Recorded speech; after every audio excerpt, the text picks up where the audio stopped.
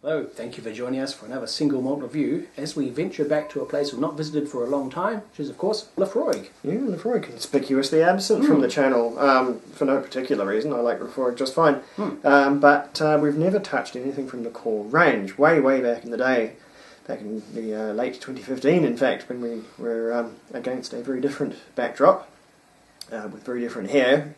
Actually, we didn't really broach the hair. We both had haircuts of more relevance to Dave because his has gotten conspicuously shorter, whereas mine has just continued its fluctuation of long and short, which you can sort of watch happen if you go backwards and forwards in the channel, I suppose. But yeah, Dave's achieved what all men finally seek, the full head-length uniformity, where the beard just transitions seamlessly into the hair, and you can just stop caring about it altogether.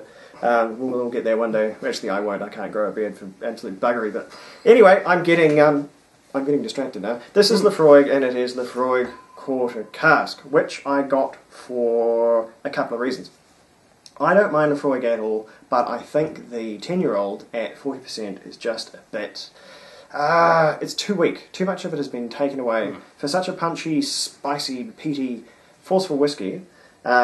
Much in the same way I just made this argument about Woodford Reserve Bourbon needing to be stronger than 40%. I think a whiskey like Laphroaig needs to be stronger, otherwise it just doesn't have enough force behind the statement that it makes. Quarter Cask remedies these problems. This is 48% and un-chilfiltered, and that's really good. 48% is stunning to see on a conventional bottle like this. It's also really young whiskey. Yeah, around 5 or 6 years old, by the internet's reckoning, with a period of months rather than years, finishing in these so-called quarter casks. Bourbon before that. Yes, exclusively bourbon matured before hitting these quarter casks.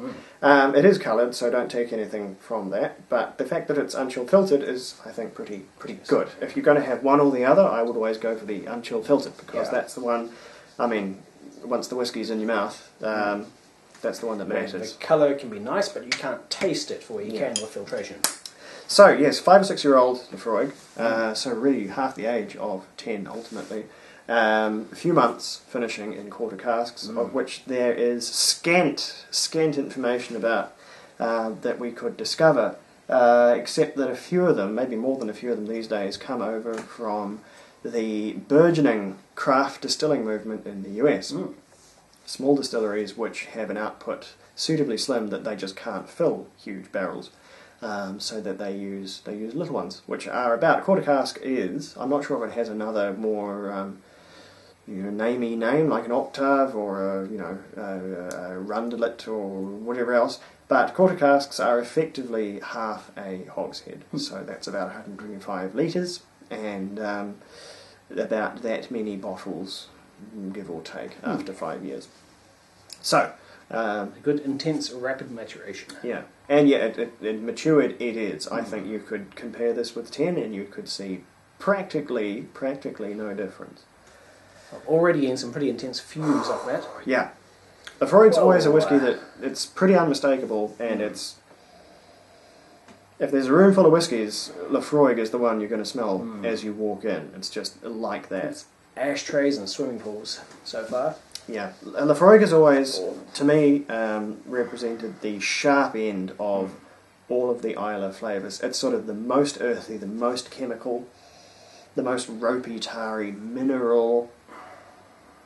It's kind of the most full-on in terms of Islay whiskey, which doesn't say, that's not meant to say it's the best Islay whiskey. I think it suffers all over the whole range. Laphroaig suffers from something of a lack of subtlety and a lack of depth in its flavour that other distillers like, say, Bunnahabhain, with their lower peating level, have a better go at achieving. But if you want to turn the Islay dial all the way up to 10, or just twist the knob off, break the key off in the lock and go, this is Laphroaig's your man for this one. But quarter cask, what have we got? Greasy jute. Yeah, it's pretty greasy actually. It's one of the main notes there. It's salty really, and chlorinated. It's so sort of oily that you can almost kind of feel it in the nose. Even the aroma has a certain viscosity to it. Ashy. It smells dirty. is what it smells like. Yeah, it's a really grubby Islay whiskey. And pretty unmistakably Laphroaig as well. And in terms of that, it's really not much different than the 10-year-old. The 10-year-old neither loses nor gains a great deal, so goodness knows what's supposed to happen in those 5 years it takes to get there. But yeah, this one's youth really doesn't hurt it at all. Yeah, full on, pretty exceptional nose coming out of this one, and very little prickle at the full 48%, which is pretty. That's almost, it's almost 100 proof whiskey. That's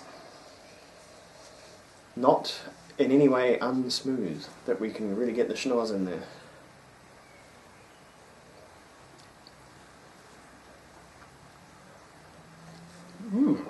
Powerful, powerful palate. Yeah, less smooth on the tongue.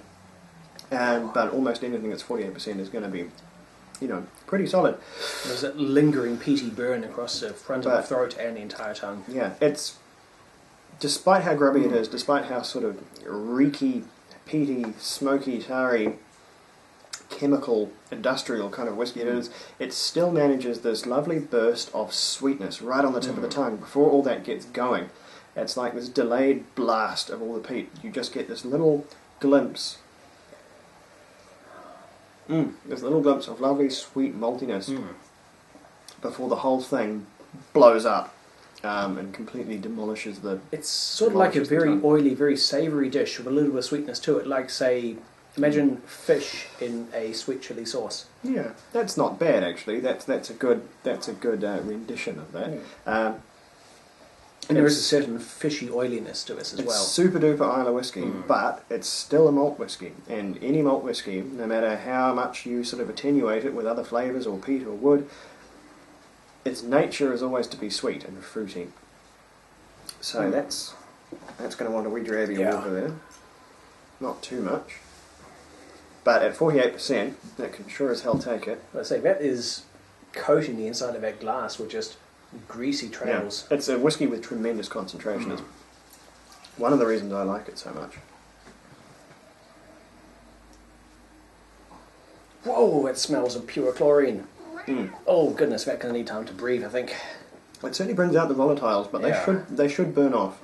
Whoa, that can take a moment to just breathe. And Sybil is invading the pitch.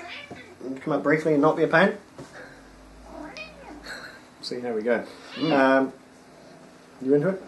No, she's not. The face says it all. Now, if you knock that microphone off, Sybil, I swear to God, you're just going to hang out with Dave. Yeah. It's a real force of nature. I mean, Talisker might like to say that it's the big elemental whiskey, lightning striking on the bottle label, and yada yada yada. But thank you, Sybil. This one, for me, really, really brings it in terms of sheer potency. That cat is really going to have to go if you're going to make these sounds. Sybil, the internet isn't ready for this. These noises. That water, though, welcome addition to the whiskey. I think a little better with water, although perfectly valid to drink it without. Okay. We're about to lose our microphone due to cat interference. Now the cat's breaking the law. Oh, she's back. Time to go now. Good girl. There we are, next time. So, adding water there has softened it and has narrowed the range of flavours somewhat and filed off some of those sharper edges. It's more approachable, more drinkable, and a lot more fruity now. Yeah. Oddly though, that said, I think I preferred it at its So do strength. I, actually. So do I. I think that having it on full bore kind of plays to its strengths. Yeah. Yes, it does get more gentle and fruity with water, but there's other whiskies out there if you want gentle and fruity. Taste of that salty, oily sootiness when it's at its full strength. That is just too subdued by adding water. If you're drinking Laphroaig and you want a soft, fruity whiskey, you've made manifold mistakes getting to that point. Laphroaig is for when you want, the real shit, and you need it, and it does not fail to deliver. It's really it's solid, it's consistent, concentrated, and it's cheap. Yeah. This is about the same price, or at least for me, at my particular website, same price as the 10-year-old. And why you would go for the 10 over this, why you would knock off a full 8% and lose all this lovely elemental grubby nonsense, I don't know why you would ever do that. This just seems like the better deal all over. And one day, I'm sure, we will try the straight 10, so we'll have an actual score to compare it to. But scores for this one, they're going to be fairly high, because this is monstrously good whiskey. It is 90 points, easy. It is everything that's good about Islay, or bad if you hate it. Obviously, this is a whiskey for fans of Islay and nobody else. No other reason to drink it. Will not treat fans of Island, Campbellton, Speyside, Highland, very, very different whiskies. But you know what you want if you're buying Islay whiskey. So this, I don't think, will disappoint at all. What do you think? Well, we're seeing lately a fine trend emerging of relatively young, but ferociously peaty and ferociously flavoursome Islay whiskies. All in the sub 10-year bracket.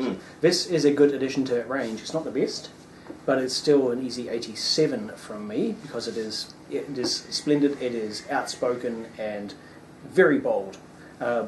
It's just a jolly good all-round potent Islay dram. Yeah, it's a real difficult to find the correct superlative adjectives to really. It's just like a surprise ass punch of flavour to just really get up in you.